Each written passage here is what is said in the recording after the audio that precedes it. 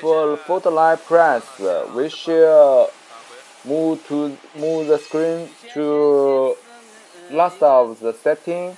We can find the cut power and the press power setting.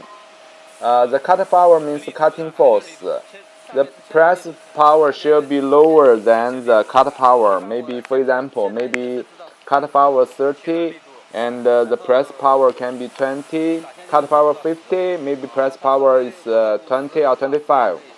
For photoline press, we should recalibrate the ultrasonic cutter. The method is lose the ultrasonic cutter fixed bolts, then push button 8. Push one time up, the cutter frame will move up. Push one time, it will move down.